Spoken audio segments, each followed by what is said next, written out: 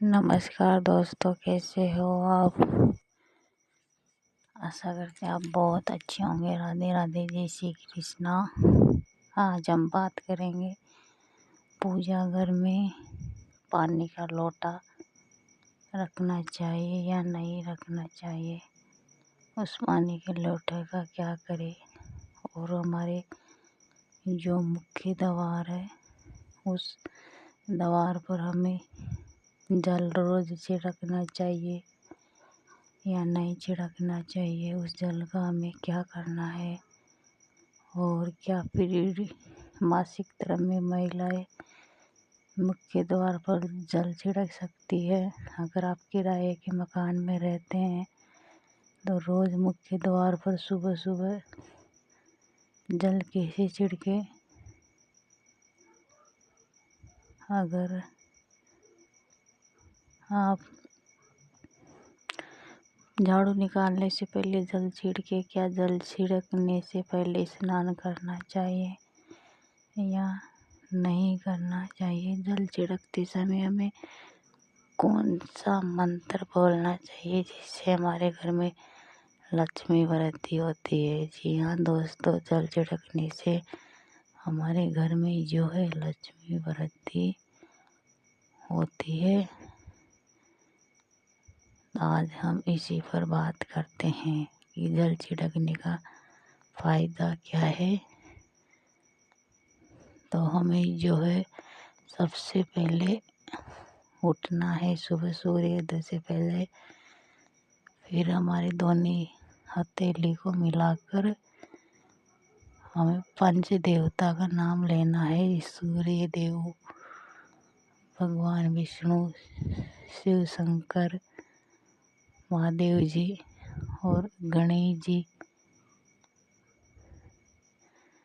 हमें अपने पंच देवों को स्मरण करना चाहिए, दोनों हथेली की रेखा देखकर। उसके बाद अपने आँखों से लगाना चाहिए। फिर धरती पर पैर रखते समय धरती माता को प्रणाम करें। उसके बाद आपको जो जल छिड़कने का वो है, तो आप एक दिन पहले यानी रात्रि को सोए जब एक लोटा जल भरकर अपनी रसोई घर में रखना है। हो सके तो उसके ऊपर एक पुष्प पंखुड़ी रख दे, नहीं चावल का दाना आप रख दे, फिर आप सोए। उसके बाद सुबह उठना है और फिर जो मैंने बताया अपने तेले को देकर धरती को प्रणाम करके फिर उस जल को लेकर अपने मुख्य द्वार है वहाँ पर छिड़कना चाहिए। तो बहुत सारे लोग सोचते हैं कि क्या हमें झाड़ू निकालने से पहले जल छिड़कते। जी हाँ, हमें झाड़ू निकालने से पहले वो जल को छिड़कना है और माता लक्ष्मी का स्मरण करना है। सुबह सुबह जब मुख्य द्वार खुला रहता है तो माता लक्ष्मी का प्रवेश हमारे घर में होता है।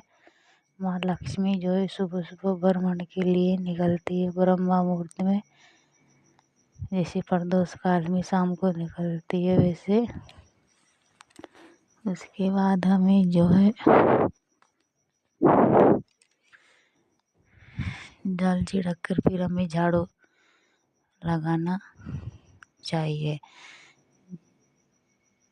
बहुत सारा सवाल ये रहता है कि हमें क्या वह जल छिड़कने के तुरंत बाद अगर पोछा वगैरह लगा दे, डेली पूजन कर दे। जी हाँ, आप जल छिड़कने के बाद अपने मुख्य द्वार को अच्छे पानी से साफ कर देना चाहिए।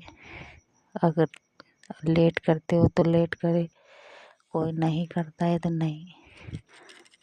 उसके बाद आपको जो जल छिड़कते हैं तो इसके फायदे भी आप जान लो कि हम मुख्य द्वार पर जल छिड़कते हैं तो हमारे घर में जो है दुख, टेंशन, गरीबी और बीमारी नेगेटिव जो ऊर्जा रहती है खराब, वो सब से छुटकारा मिलता है और हमारे घर में ग्रह कलेश ये सब दूर होता है। मुख्य द्वार पर जल छिड़कने से, तो आप भी रोज अपने मुख्य द्वार पर जल छिड़किएगा। उसके बाद अगला जो नियम है कि क्या महिलाएं पीरियड्स मासिक धर्म के दौरान जल छिड़क सकती है? तो नहीं, अगर हमें पीरियड्स हो रहा है तो हमें बिल्कुल भी जल नहीं छिड़कना चाहिए। अन्य और सदस्य आप उनको बोल दीजिए, वो जल छिड़क देंगे।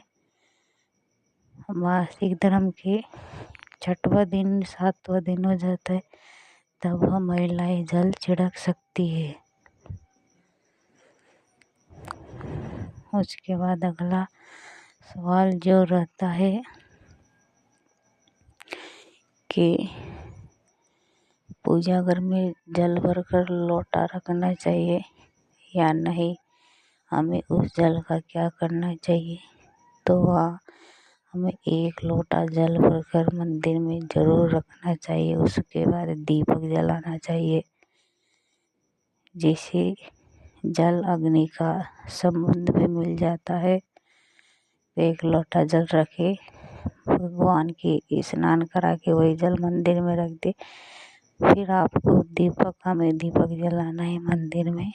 उसके बाद जल को पूरे दिन रखा रहना दीजिए। उसके बाद जब हम नहा धो के आए पूजा करने के लिए दूसरे दिन, तो उस जल को उठा ले। तो उस जल के पानी को हमें क्या करना चाहिए, ये भी हमें आप सुन लीजिएगा।